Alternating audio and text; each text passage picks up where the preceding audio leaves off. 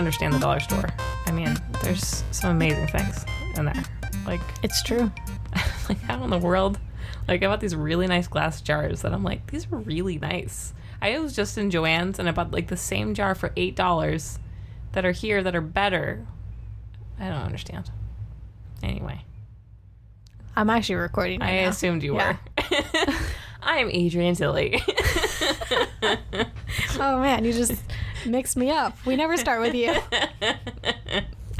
And that's Winx Skull. And I'm Winx Skull. And this is Marshmallow Mimosa. I feel so awkward about what just happened. You always say the name of the podcast too. So. I do. Now let's talk about what we're into. What is that? What is my role in life anymore? I'm having an existential crisis right now. And you were gonna go first too. I know. I was just like, just pause, give you 30 seconds to collect yourself. I'm just like wringing out my scarf right now. Okay, before we get started though, let me just take control of things. There you go. We want to talk a little bit about our giveaways. Still saying our. Our giveaways. Our poodle giveaways. If you did not catch it in the last episode, we are going to do some giveaways for Book Bath Box. And if you haven't heard of that, you should go check it out at bookbathbox.com. It is a subscription box that I run where you get all the supplies minus the bathtub and the water to have a relaxing night of reading in the bath. And it's lovely. It's lovely. And it's thematic. So there's always a theme. The books are generally sci-fi and fantasy because that's what I like. And then you always get a bath product and you always get at least 2 extra items, candles, teas, bookmarks, sometimes chocolate, but you know, I feel like I can only do that in winter because it's the only time that it's mildly safe. Yeah, it's true.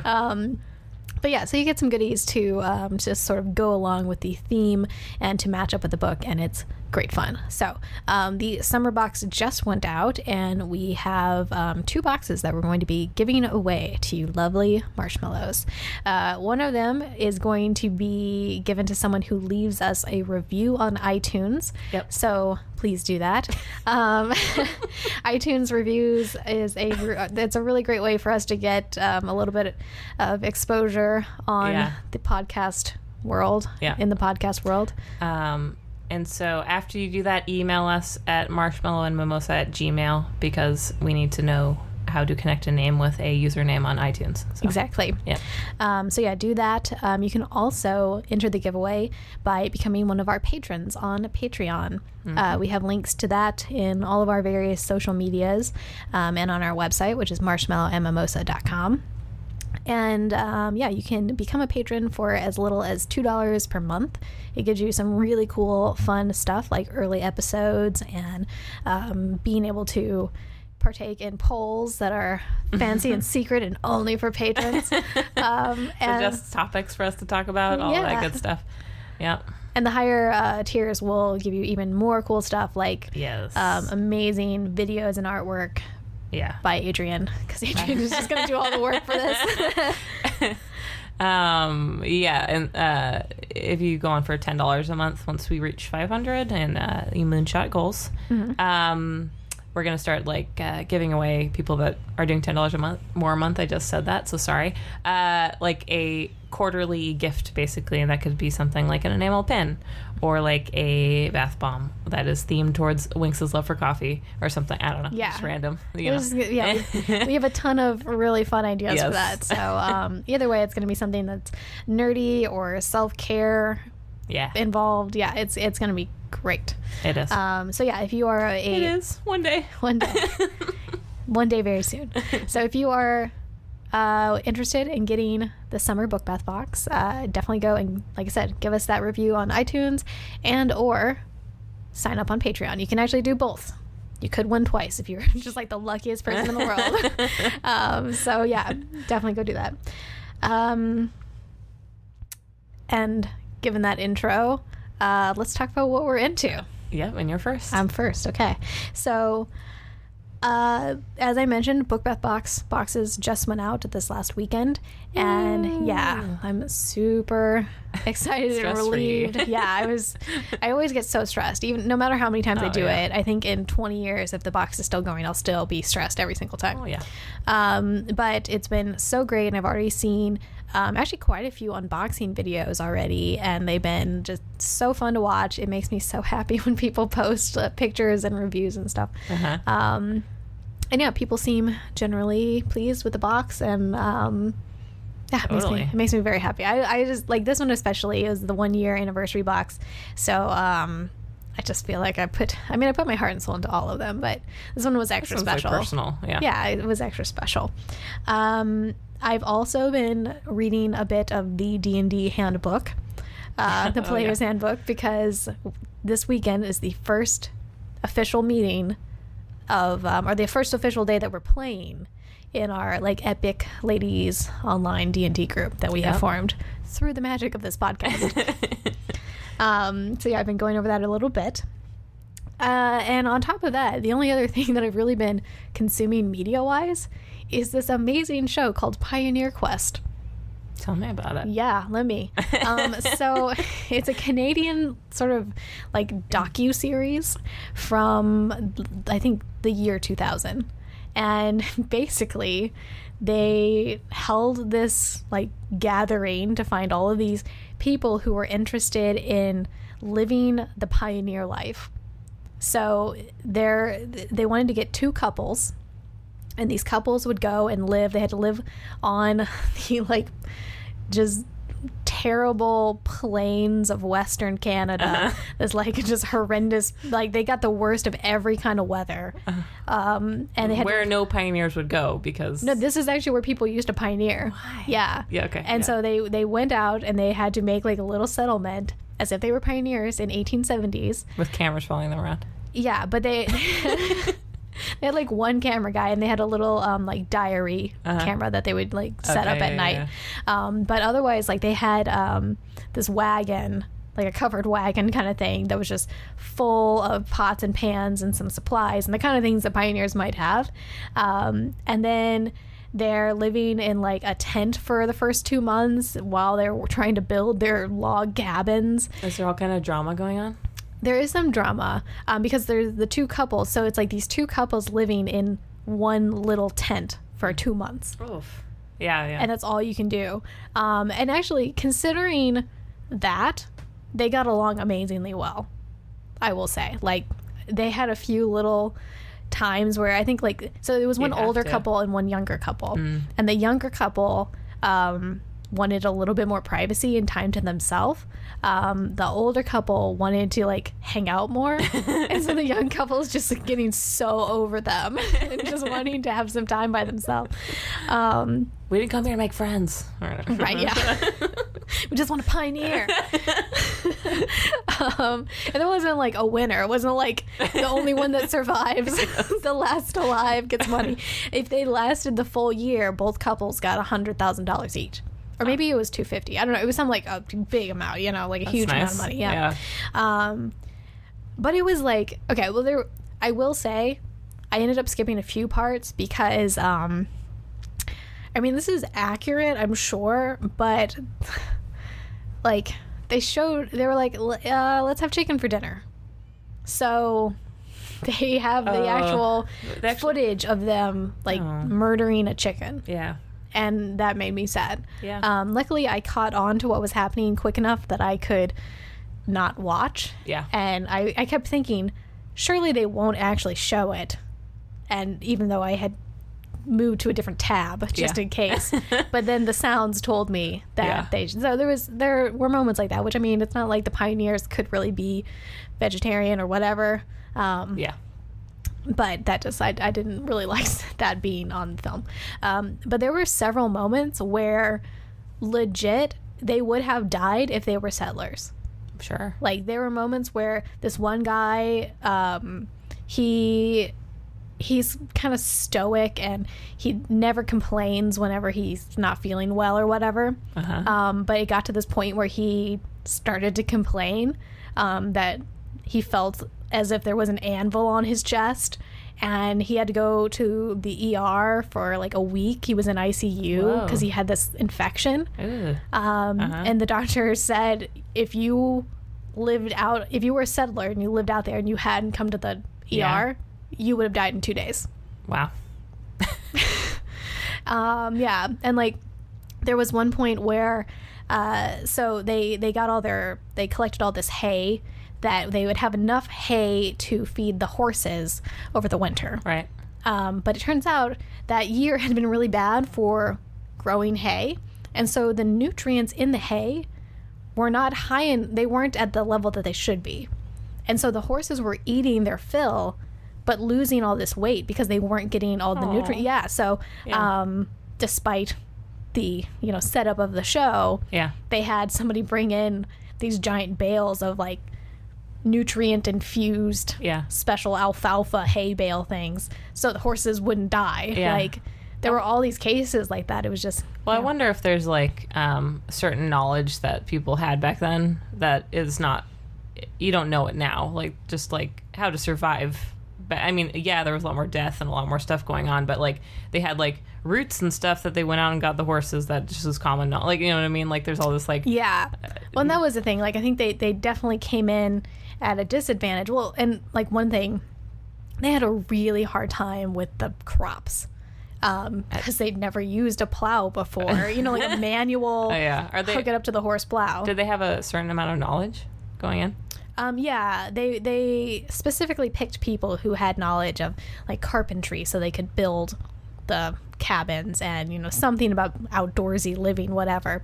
Right. But it's still, there's a lot of stuff that would have been passed down, or like they were saying at the end of it how if they had stayed another year, that like setting up the crops and stuff would be so much easier because now they know how to use a plow. Well, they're just going to pass it off to the next people, right?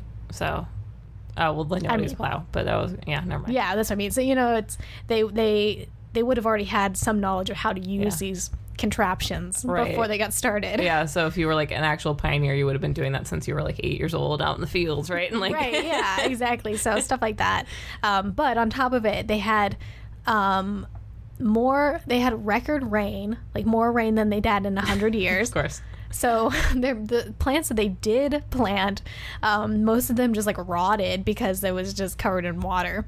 They had more mosquitoes than they'd had in like 100 years. So they had all these smudge fires going to kind of keep them away. But then one of the smudge fires didn't get put out and like caught this barn on fire. It was just tragic, the things that were happening to these people.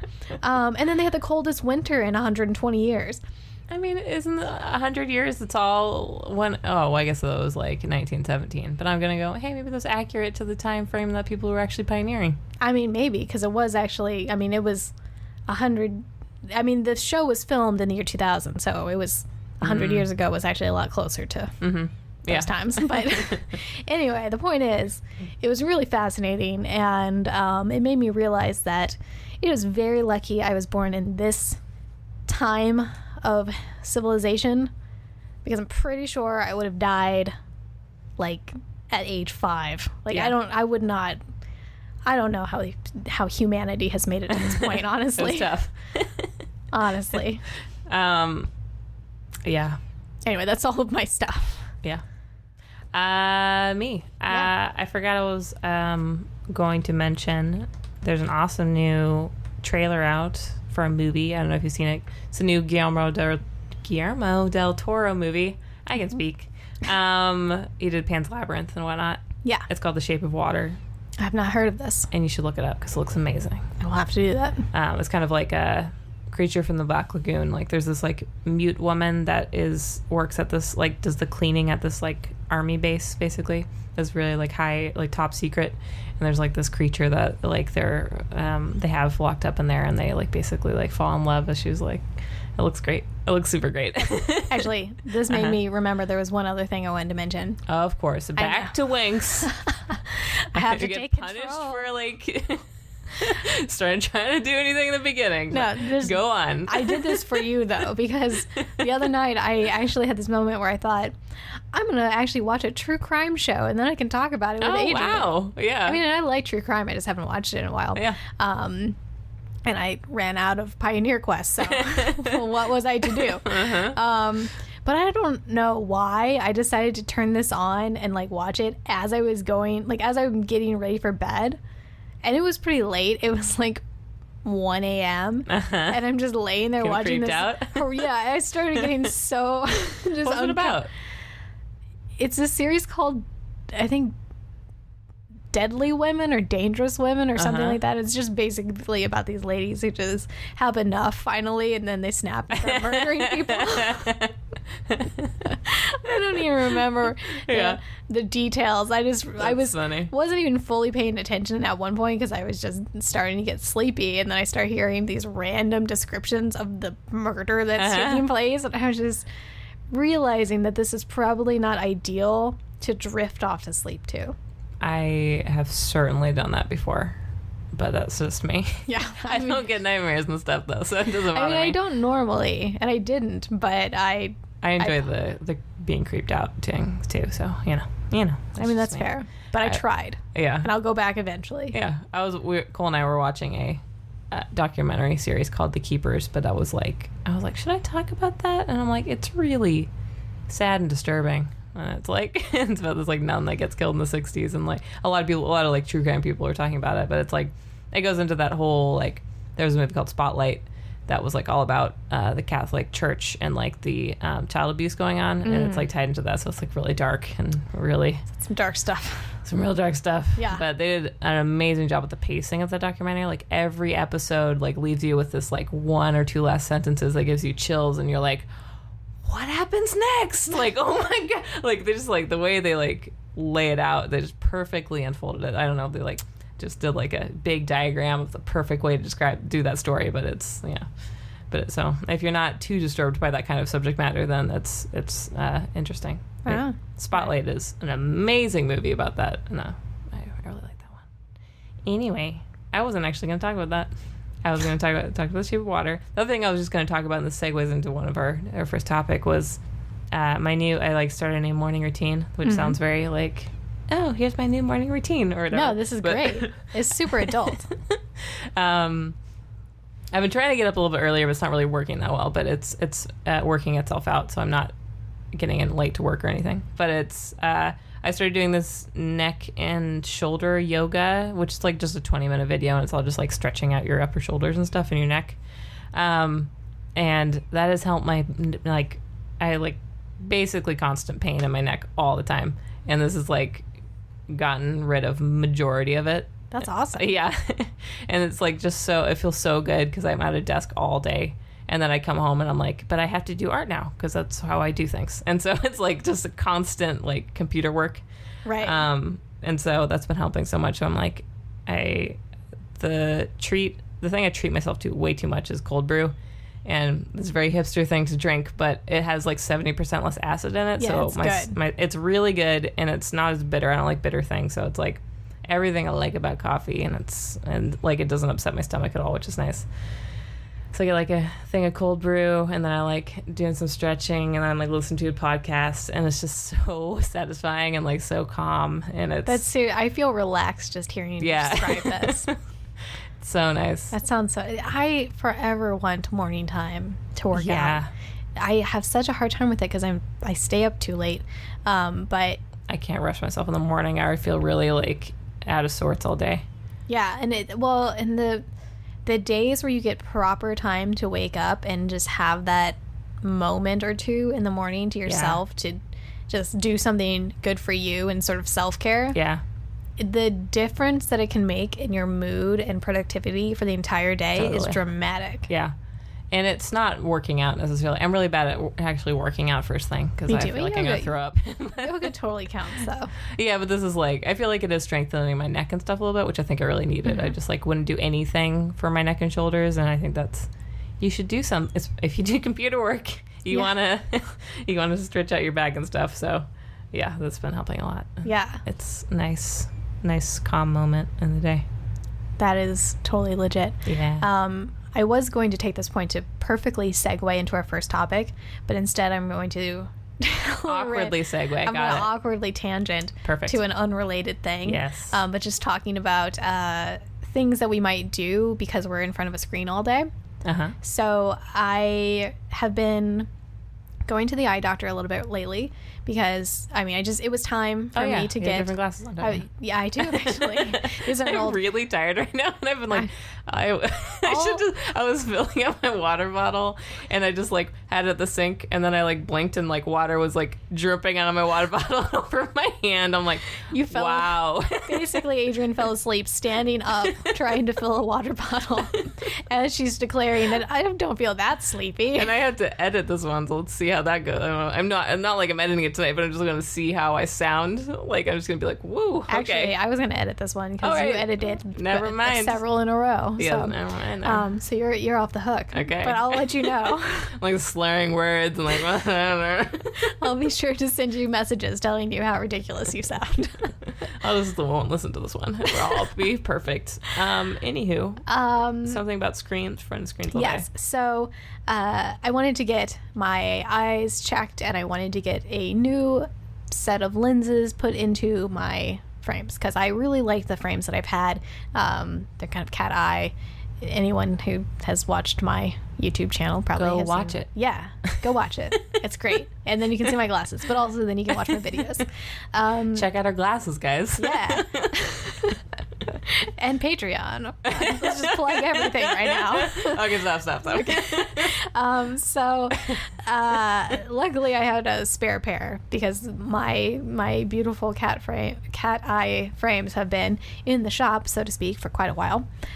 Because I got my eyes checked and we realized that my ability to focus my eyes to refocus between far away and up close was just starting to get a little bit slow. And so there's this new kind of lens. It's not, so there's bifocal, where it's just like a actual little mini lens in the bottom of your glasses. Then there's progressive, which fades from one to another and has kind of a line.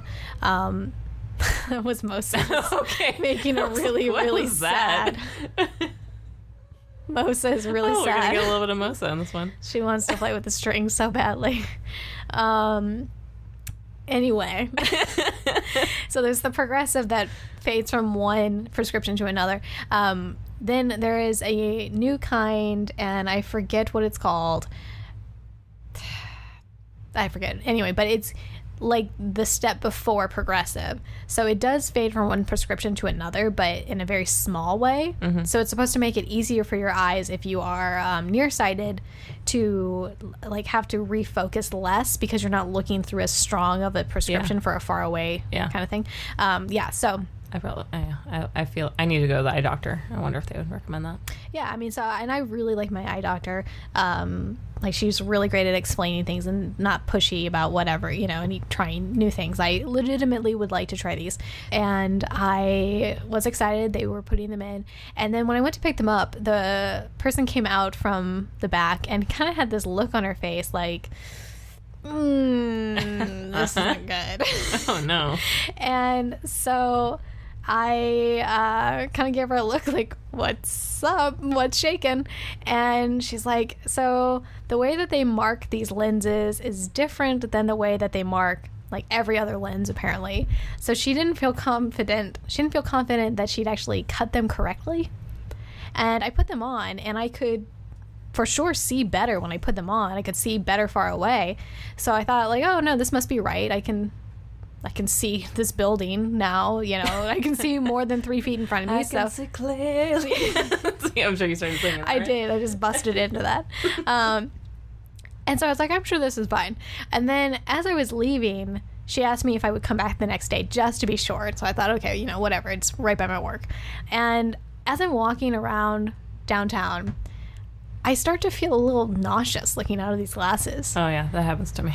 So, I thought, this just doesn't feel right. So I actually ended up switching to my spares partway through. And I went back, and I dropped them off. And then she said, just come back, tomorrow or the next day, and I'll have had someone double check it. And I came back today, and as soon as I walked in, she looked at me and just immediately hid her, like, not even that, she just straight up hid her face behind her hands, like, in shame. Aww. It turns out she put them in upside down. Well, you can read by, like, putting your face down and, like... And actually, I had sort of thought of it, and I had actually, at one point in the day, I took my glasses off when I first got them. I took them off, and I tried to put them on upside down as much as possible, and I thought it kind of looked better, but I thought, it wasn't sitting on my face right, so I couldn't be sure. That's funny, yeah. So they have to order a new set of these lenses, and then they're going to put them in, so I'm still on my spares for a while, but That's funny. Yeah, but when I get them, my eyes should be, like, way happier when I'm on screens. Yeah. But speaking of morning time, let me go back to that. You got perfect. really sassy head bob going on there that I wish the viewers could see. But they're only viewing, It's true, but we know that it happened. Sassy head bobs. My jokes are gonna be so lame this one. It's okay. It's okay. Melissa still thinks you're all right. Yeah, maybe we can get her now. Let me paint a word picture for you all who are listening out there. Mosa has just climbed right on up on Adrienne's lap and then pulled her way up through underneath of the microphone stand and on top of various notebooks and recording equipment so that she could just spread out right in front of Adrienne and get lots of pets. Oh, yeah. She has become quite fond of our weekly recording sessions. She gets lots of attention. Oh, yeah. Anyway, away from my awkward tangent and back onto that most perfect of segues from morning time. It's like you're in a manual car and you're just like grinding the gears. Or smooth. One person tried to teach me how to do manual and I just refused. I didn't enjoy the experience. No, there's too much happening. I don't have that much coordination. Yeah, I'm like, in a textbook way I can drive a manual car, but I don't want to do that in practice anymore. Yeah, it is no. Anywho. But today's main topics, we're going to talk about limits. Talking about limits that just physics and the world put on us. As well as limits that we have to put on ourselves. Uh-huh. It's beautiful. Yeah. Yeah. Going with you. I'm taking this wild ride. I'm in a mood right now. I'm just like, So, first talking about the limits that are put on us by the fact that this planet rotates around the sun. Oh, yeah. Spins in a certain way that gives us a certain amount of time each day. Yeah. Do you want me to talk about why this came up? You interrupted my ramble. I wasn't prepared for that because I was just going to talk about morning time. Okay. Mine's about evening time, so we'll that's the next part. Yeah. I'm taking too much control of this podcast this time. It's freaking me out. It is. I was actually just talking about this over lunch today about how I'm having to re-examine all of my control issues and perfectionism that I didn't think was actually as big of a thing as it is. But it's all a learning experience. Yeah, it is. Anyway. Morning time. If you're still with us, we're talking about morning time. So this is like, I have been on a quest since adulthood started, basically, when I want to have morning time.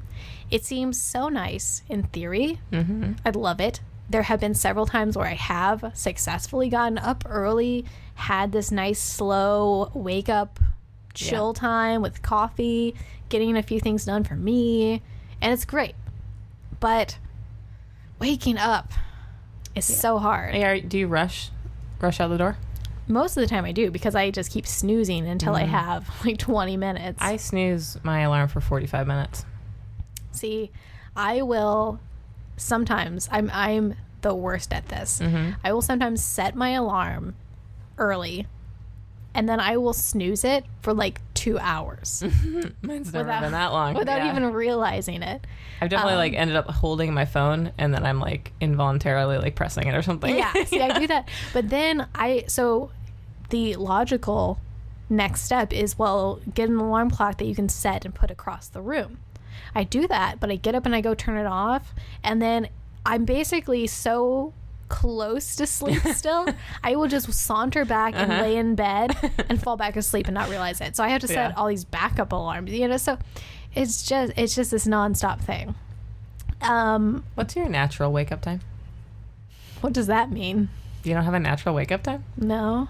If you like just completely let yourself be like, is it like 1 p.m.? I mean, it depends on when I went to bed. Oh, okay. That varies dramatically. I have like a natural, like on weekends, I naturally wake up like 7 or 7:30. I knew that would freak you out. That really freaked me out. Like I had just had a heart palpitation, I think. That, no. Even if I go to bed at like 1 or 2, it's like, and then text is like, hey, maybe you should get up too. So it's also, but that's also, I mean, I still wake up. But see, I kind of wish I could do that. I think if I just consistently got up at the same time, I would get more used to it, and kind of get into that rhythm more. I can do that to an extent, but I have a side note to this. Do you want me to? Yeah. Okay. Throw it down.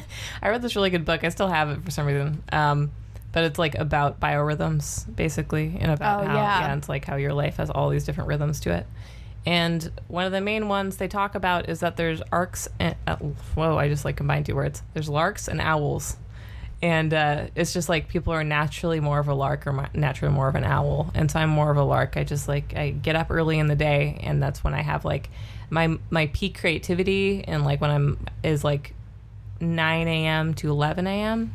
Okay. And then like for owls, it's more like they get up later in the day, and then their peak creativity is more like at night and more like 8 or 9 and 11, like that kind of time. I am definitely an owl. Yeah. So it's like, you don't need to like fight against how your body naturally wants to behave, I know, but it's so nice when it works. When Sunday, I'm an owl that longs to be a lark. Yeah. I used to like want to be the person that could stay up really late, but I'm like after like midnight, I'm like, why am I just not in bed? I just want to be like asleep. Why am I doing this to myself? Kind of see, I just have these moments where it's 2:30 in the morning, and I'm realizing that in the morning I'm going to be so regretful of my life choices, but then it's just so hard to stop what I'm doing. But yeah, I am doubtful that I will ever fully succeed in getting up early, but I at least want to try and give myself, like, I don't want to rush, like you were saying. Yes. I want to at least have time to just ease into morning a little bit. My morning routine is really important for my mental health. Yeah, and see, that's the thing. I don't even know that I necessarily, like, I guess I have sort of a routine in a rushy way. Yeah. But I'd like to have a little bit more of a calm morning. And I actually was just telling Adrienne about this earlier. I'm very excited because I got so I have some Amazon Echoes, and I have one smart outlet that I currently use to, you can connect it to the Echo and then tell the Echo to turn on or turn off whatever device it's hooked up to. So I have one for my reading light, so I don't have to get out of bed when I'm just about to drift off to sleep. But the other one that I just got, I plugged my coffee pot into because I have this old school percolator coffee pot. There's no on button, there's no timer. It's just you plug it in and it starts like making noises. And so now I can set it up, plug it in, and then when the alarm goes off, I can tell my Echo. I'm just calling it Echo because I don't want to turn on the one that's right next to us. That's right. Yeah. I accidentally did it like last podcast or something. You woke the beast.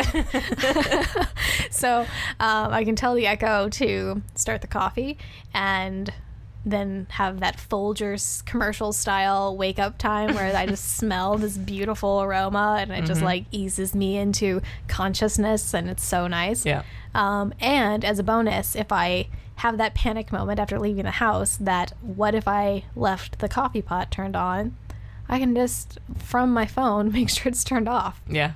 It's perfect. But yeah, so okay. I've gone just totally sideways off of this. This is all valid, and I'm trying to make my morning time better. I'm trying to make it an easier process, so maybe I will have a little bit more of that. Yeah, I'll just keep on telling you about how amazing mine is. Yeah, that's good. I need that. Because my actual routine is like my alarm goes off at like 6 or 6:15, and then I snooze it until 7 o'clock, and I finally get out of bed at 7, and then I leave the house a little bit after 8. So I have like a nice shower, and then I eat like a bowl of oatmeal with coffee, and now I do like a little bit of like yoga and listen to a podcast, and so I have like a full hour to myself. If I don't have like an hour to myself, then it's like, like I don't know, if I wake up late, I'm like, what is it? And then I like get it, and then I like getting into work early before everybody gets there, like, because it just helps me like ease into the day, versus like when I get to work and everybody's already there and I'm like, what? Like, it doesn't work for me. So I'm kind of the opposite. I like to get in late and then be there after everyone has left, because then I feel like I'm more productive. So I did it too. Al and Larks. Mm-hmm. Yes. I thought you were about to say Arkansas for some reason. Yeah. Arkansas, man. Just Arkansas. That's just straight out of Arkansas. So anyway, talking about limits and time. Yeah. Whether you are a lark or an owl, it is hard to get all of the things in that you want to get in during the day, given the wee number of hours that there are in a day and the giant number that we need to sleep in order to be healthy. Yeah. It's difficult.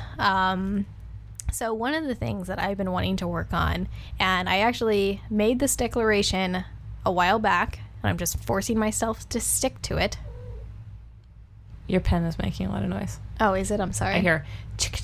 I'm just waving a pen around like a maraca. I was like, I can hear that. I know it's going to be on the recording. Okay. I wasn't paying attention. I don't know why I'm really like into hand waving right now. Well, I mean, I guess in general I do, but... I guess that would have been nice for the podcast listeners to know how much gesture was going on right now. That's true. I'm giving you the audio that you need to visualize. Anyway, so... Imagine 2 hands above the head. I'll just like narrate it, like gesture, like... Yeah. It's basically, bumping, whenever you are bumping, landing... Fist pumping. Or, when you're landing from an airplane and there's that person out on the runway with the 2 little lights that's like waving them like fly. Yeah, I'm basically doing that as I'm talking. Yes, all the time. All the time. Yep. Speaking of time, back to the topic. Mosa just thinks we are the weirdest. She can't even deal with us. She's leaving the room. By now. She's leaving the room. So... A while back, I made this pledge to myself. I can't remember if I said it on the podcast, but I know I told a few friends so that I would be held accountable. But I decided that I really wanted to try and fit some writing time into my morning. Just for me, my own like fiction, whatever, writing time. And I feel that I've tried to do this in the morning so much, and because I have a hard time with mornings, it has failed a lot. But it's hard to find a time of day to do it. So this sounds like me trying to figure out how to work out. I'm always like, there's no good time of the day to work out. Right? It's so hard. It's so hard. So I'm now going to try this thing, and I'm being held extra accountable because I'm declaring it to the internet. What? Tell us. Right. So I'm going to try this thing where I'm going to attempt to write every day for about an hour. Mm-hmm. Right? And I have one of my friends that also wants to write every day. So we are setting alarms, basically, that at a certain time every day, we're going to tell each other if we wrote for the day. If we didn't, we have to say why, and if it was a justifiable reason. Yeah. So the problem usually is that, say you and I were the ones doing this, and you messaged me and said, oh, well, I didn't actually end up exercising because I had this long day and I just felt like I really needed this time at this meeting that was really stressful or something, and then me being the way that I am, I would immediately chime in and just say, oh, but that's okay. Like, you have to self-care. Yeah. Like, you be easy on yourself. So, like, I'm the worst person for someone to try and, like, want me to hold them accountable, because I'm the justifying things that you shouldn't do is like my specialty in life. I literally could sell this skill at making people feel better about making bad life choices, I think. So send in your bad life choices. We'll read them on the air and make you feel better about them. Winx will make you feel better, and it'll be like good cop, bad cop. Right. No, I mean, I seriously I feel justified basically anything. I used to pretty much survive on peanut M&Ms, and I would say, days. Yeah, but I was vegetarian, so I needed the protein in the peanuts. It would totally be good if I got back up. I'm like, that's no excuse. I'm just like, see, okay, this is good. To keep this from happening, instead of the other person saying, well, this was okay, this was a justifiable reason or not, you have to say if your own reason was justifiable. Sure. Because I think that is harder. Yeah. Like, that's easier to be like, well, I guess I could have done this thing actually for 5 minutes or whatever, you know? Yeah. So, this is my new plan, and ideally I'd like to get to the point where I do it before work in like my wake up morning time. I think I might actually trick myself and try to get in like a smidge early and then do it before I actually start working. Yeah, that's nice. Yeah, just like, especially because I mean, like, I'm a writer in general, so it'd be kind of a nice way to just pump up before I go into work writing. I can do my own writing, get my wordsmithing juices flowing, and then just hop on over to the stuff that's not as exciting. So good way to motivate yourself about your job. Yeah. I have a problem with, like, I start to, like, talking to somebody, like, I'm like in Slack messaging somebody, and we like start talking about some like cool idea for some like piece of artwork, and then I'm like, oh god, I just want to be working on that right now, like, all I want. Right. Yeah, it's hard. So this might be a good way to both help me move forward with my own writing projects and also make me less like cringy about some of the things that I have to write that nice. Just for my job. Yeah, let us all know how that goes. I will do that, because that's an interesting way to do it. I like it. Yeah, so we're gonna try a little bit this weekend, but we're officially starting on Monday. Nice. Just because, like, weekends are hard. Yeah, totally. Yeah. Hey, one more weekend after being Let me justify why we're not doing this. Oh, I helped. Damn it. Yeah, you agreed right away, right off the bat. Yep. That's because I need a relaxed weekend. So, relaxing weekends. That's nice. I do actually. Like, I wanted to take off Monday because Book Bath Box went out on, if you at this point, based on the timeline, if you get Book Bath Box, you know that we're, we record about a week before the podcast actually air. Don't tell them. I actually use time travel. I mean, I've said dates in this, so whatever. So last weekend was when the boxes actually shipped out, and then I planned on taking off Monday so that way I could have Sunday and Monday as sort of a full post Book Bath Box weekend, but I forgot that this big event was happening at my day job that I kind of needed to be there for, and so I couldn't do that, and it was actually Monday through Wednesday that this big event was going on, so I just had to basically do all of the week. So I really need a relaxing weekend. Yeah, and sounds I'm okay like with it. that. Yeah. And I might do some writing over the weekend anyway. Yeah. So, it's good. Anyway, that is a limit that I've come up against with hours in the day, trying to fit in writing time. Yeah. And it's hard, and I'm going to do my best to have better time management to deal with it. Yeah. On the flip side, let's talk about evening time. Evening time. Well, I'm a lark, so I like to go to bed early. The class I'm teaching is from 6 to 9 p.m. So I work 9 to 5, and then I have an hour to, like, eat, and then I go to this class. And I have the problem now of, like, so, like, the last class was this last Wednesday. I was there till 9, and then, like, 3 people came up to want to talk to me about this or that. So it was, like, 9:15 or 9:20, I finally, like, leave, and then I get in my car, and I drive home, and it's, like, 9:45, and I'm like, well, I need to wind down because I just, like, I'm the teacher, and I'm in front of class, and I'm, hello, everyone, like, that, for, you need to, like, from that kind of activity, you just need a moment to relax. I can't just, like, jump into bed, and if I do, I just sit there, and I just feel this, like, It's not really anxiety, but I just like feel like, I guess it is in some ways, but just like I have like a little ball in my chest. So I just need to like, just have like a moment of relaxing. Makes sense. Yeah. And so that was like I like really messed up my whole end of this week, because I was like, that night I like finally went to bed at like 10:30 or 10:45. And that's like later for me, because I get up, my alarm starts going off at 6. And because I also read for like an hour before I go to sleep too. So I didn't get to like sleep till like later, and I was just exhausted because that's a long day. And so the next day, man, I had this one meeting that was like this like 3-hour long, super technical, like we're getting into like these updates on this really complicated project and all this stuff. And I was like supposed to be like awake and listening because I'm going to be the project leader on this. And I was just like, whoo, like I was like, I slapped myself awake the whole time. And then last night I like couldn't get to sleep all night, and then I was awake, like I slept from like midnight to 5, and I was just like, so I'm a real mess today.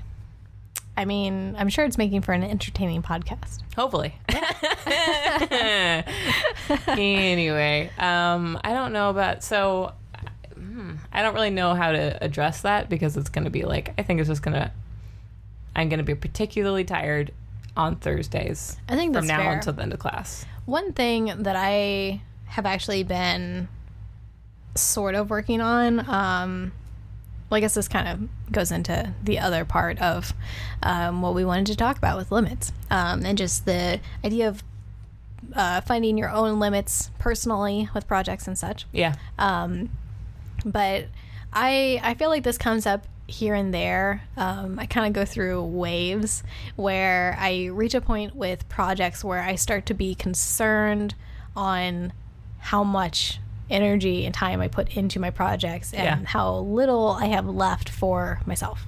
So, for example, as the owner and creator of Book Bath Box, it's been a really long time since I took a book bath. I know.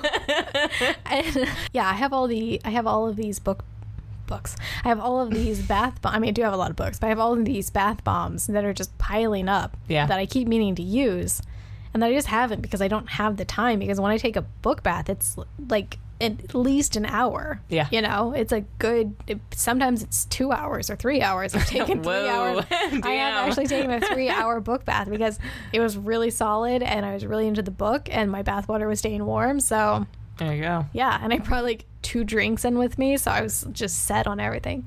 Yes, but I haven't had the time because I keep getting to this point where it's like 1:30 in the morning and I think, oh, maybe I should take a book bath, and then I realize how late it is and I probably should go to bed. So one thing that I'm trying to do, because I'm not ready to actually give anything up in the projects, and we talked before about backburnering things, and you know, sometimes that happens, and like I haven't done YouTube videos in a couple weeks, even though I do plan on doing some this weekend. So nice. Yeah, that's at this point, stuff. They will probably already be posted by the time you're listening to this. But yeah, so, you know, there's certain things that I backburner just to sort of balance it out and have more time. But I'm on this new quest. It's not a pioneer quest, but I really wanted to make a joke about that. I don't know why. And I laughed. You're good. Yeah, it's good. My terrible jokes go over way better when you're really sleep deprived. Oh, I always laugh at everything too. Yeah, even my own jokes. Like that one.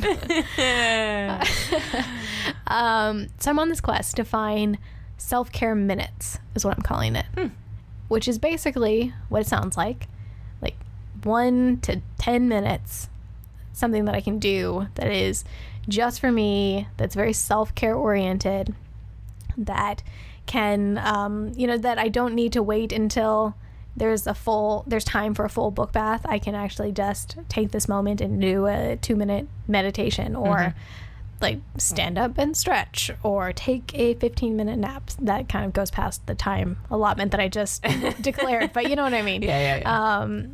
Yeah, there's all these things. And I was kind of inspired during my ordeal with all the glasses and the lenses and such, because I was really stressed after just coming back from Book Bath Box stuff and into this big work event. And I went to the eye doctor, and I basically had to wait about 10 minutes And there was nothing to do because I thought I was just going to run over and grab the glasses, so I didn't bring anything really.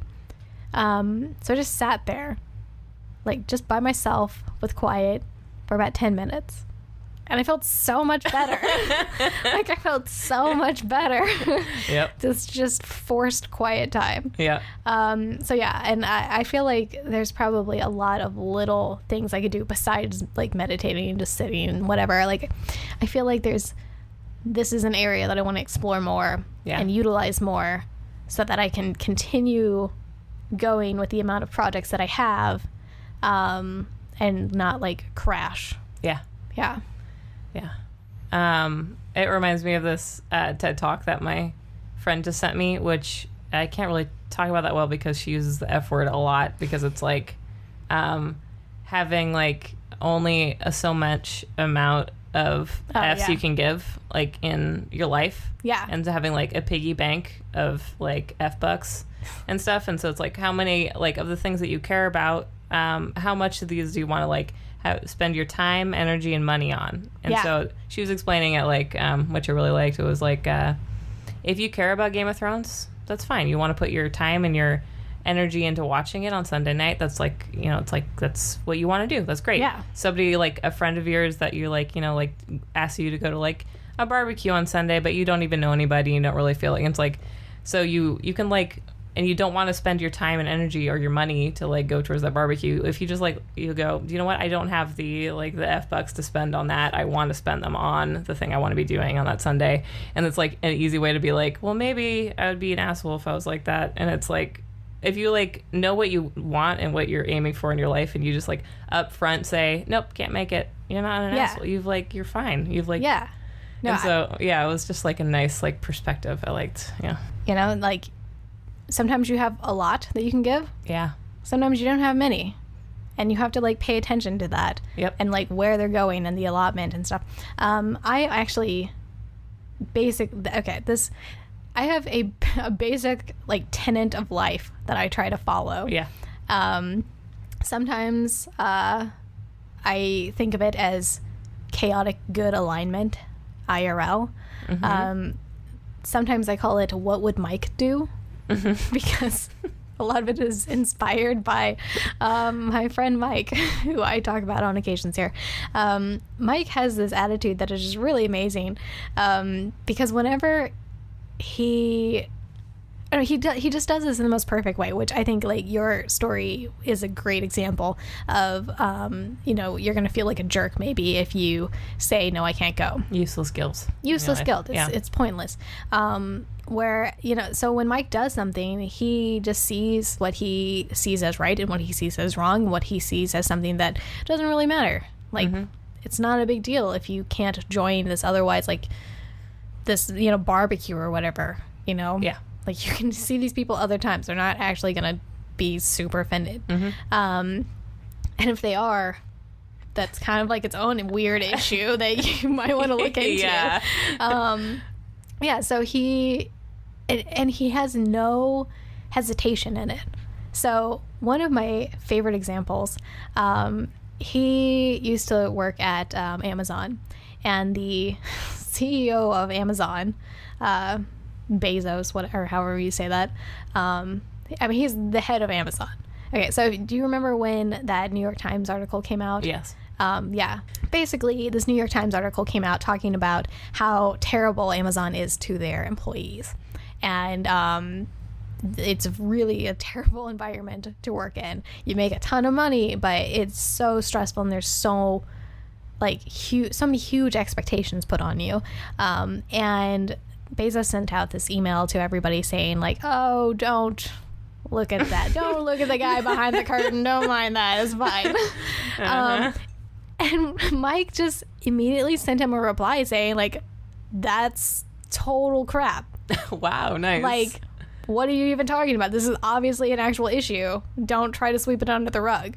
Wow, nice for him. Yeah, he just sent it. I mean, he didn't get any response. He didn't get in trouble, but, you know, he also didn't get, like, any acknowledgement of it. Yeah. But I would be terrified. If I sent that, I would basically just assume that the next day I'd be fired. Yeah. You know, but no, he just did it because that was the right thing to do. That's totally chaotic. And that's just like, right? And that's just like how he lives life. And it like, I joke about it all the time with him, and he'll do something. I'll just be like, oh, that's total. What would Mike do? But it seriously inspires my life. Yeah. Like I feel like as a teenager, you start caring a lot about what people think. You're like, as a child, you don't give a shit. And then as a teenager, for some reason, you like, all these people around you are like judging you based on everything. And then you have to slowly unlearn how to not care about what other people think of you. Exactly. It's like a lifelong process of being like, oh, it doesn't matter. And then you get freed a little bit. And it's just like the slow. Exactly. And so earlier in the year, we had this whole issue where like the post office wasn't delivering packages to our apartment. And like the whole complex, there was some tiff with the management office. Whatever.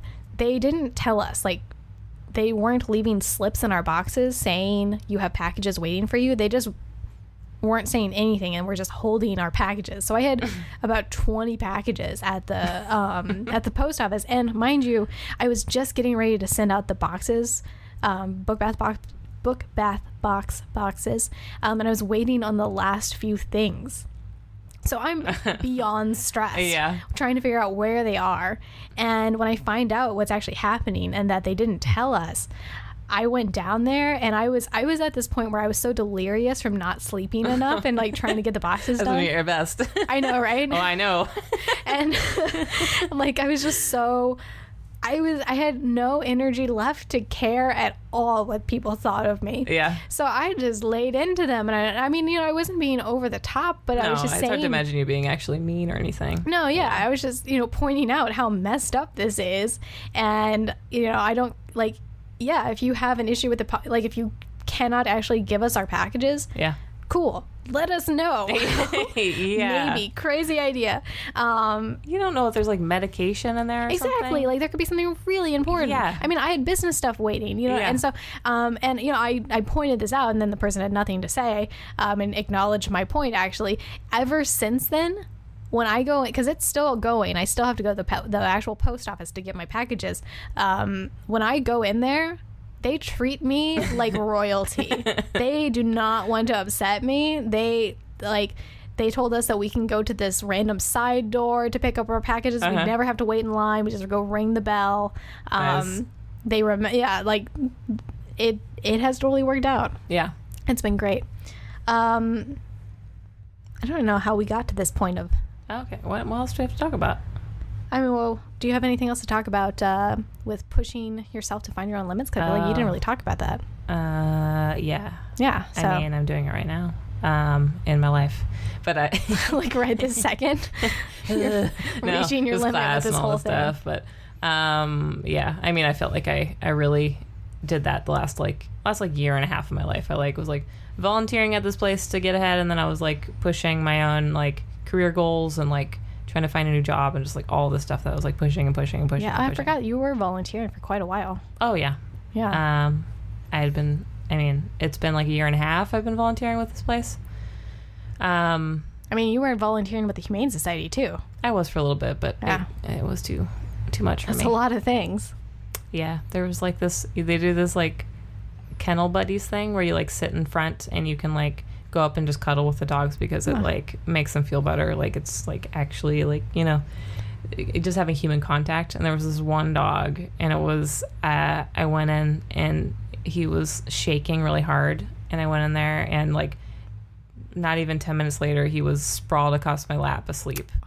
And I had to leave, and I was like, I was so like I almost started crying because I was like, I'm so sorry, buddy. Oh no. But somebody was actually about to like take him out to go look at him, like to see if they can take him home, and he was off the website by the next day because like our Humane Society is like amazing. It really is. They had 11,000 animals they like adopted in like I think it was last year or something, or the year before. I would believe it. It's I've never seen anything like it. No, they like bring in animals from Hawaii and from like California. Like there's like every other week there's this huge trailer of animals from California that are going to get put down, and there's like the second chance animals, and they all get adopted. I'm like, how do they not like, how's there not like everybody has a pet now. Right. I don't understand. They're still going.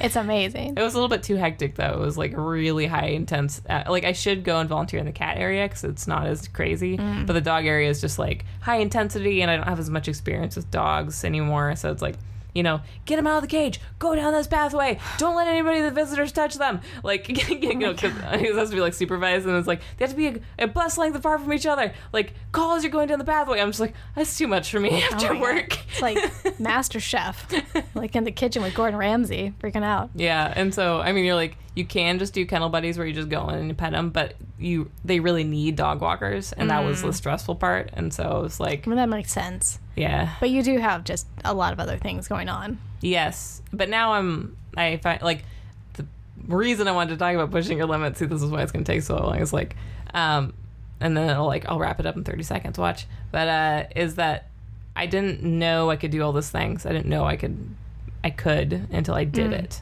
but. It's this theme I constantly go back to of people like watching as people just like second guess themselves and like decide not to try something just because they like start putting all these restrictions on themselves and just like going like, well, I don't think I could do that because of this and that, and like just, and you're like, why are you doing it? Why don't you just try? What's your problem? Just try it out, you know? I feel like it's really easy too for people to look 10 steps ahead. Yeah. And not just realize that you just need to focus on step 1. Yeah. If you want to do this thing, just do step 1. Yeah. And I maybe think look to step 2.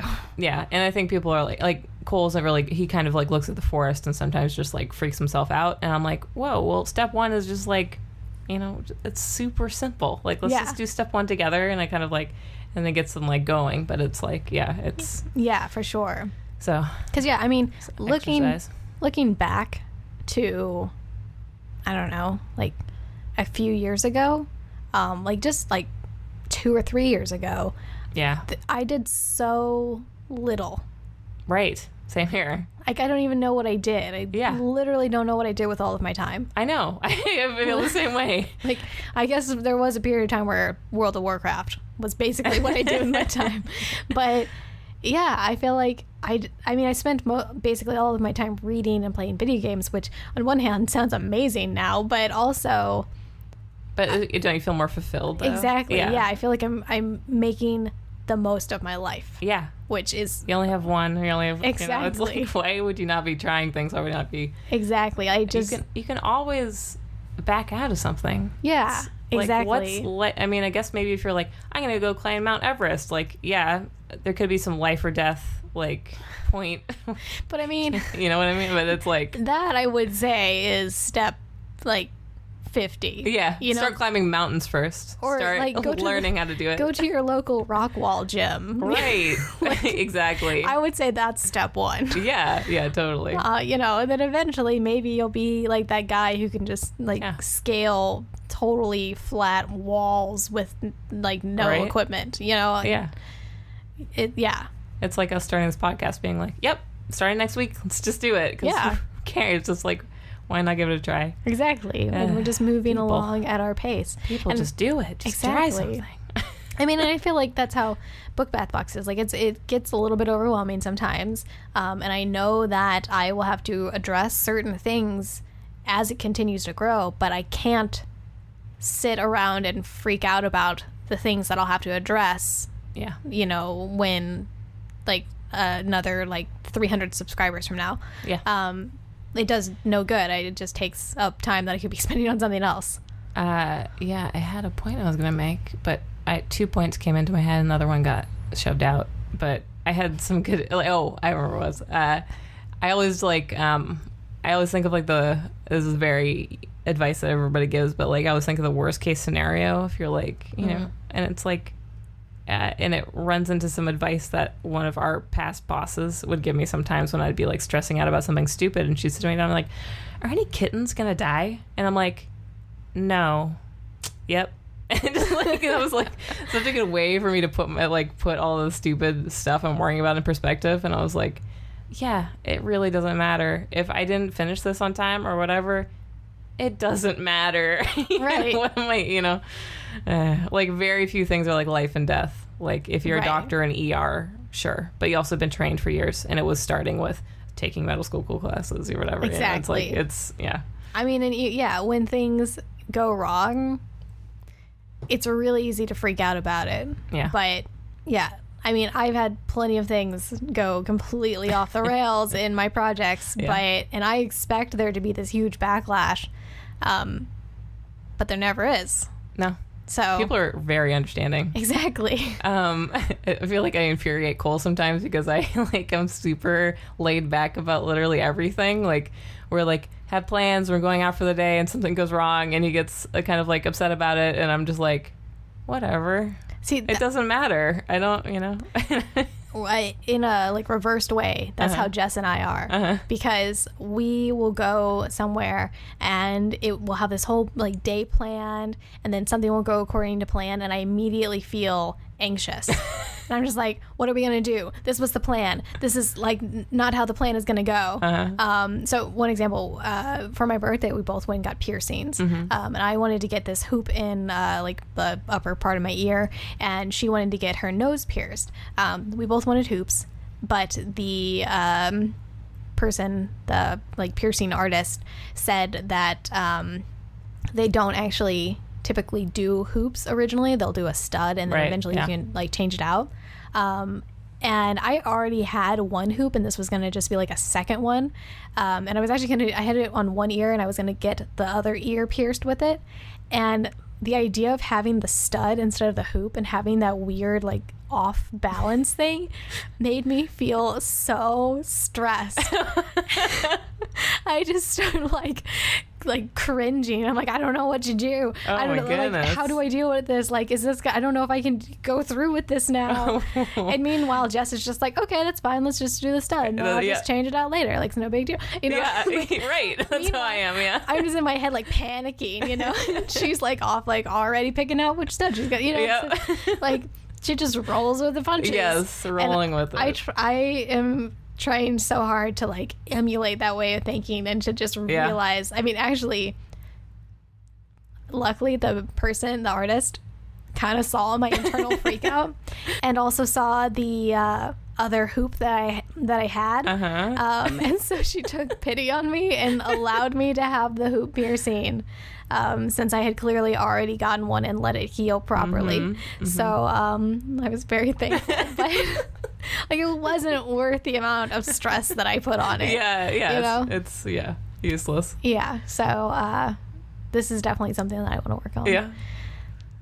On that note, let's all go and do that on the weekend.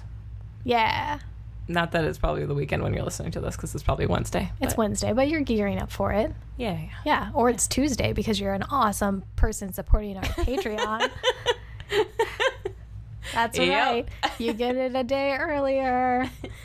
Okay, I don't even know if we even like fully touched on all of these topics, but we did. Let's say we did. So, time for my usual spiel.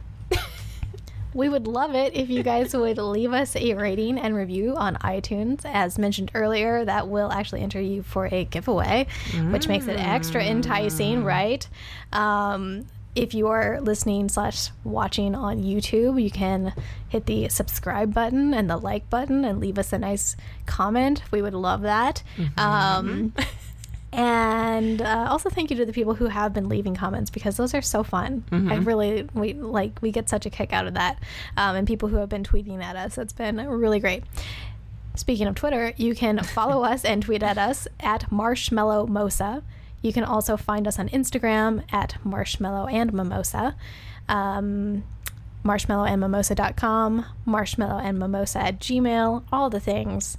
Basically, just look for Marshmallow Mimosa. All right. I think that's the end of my spiel. All right, you marshmallows. To all you moonshot marshmallows. Go find your limits. Go. Now. Get out of here.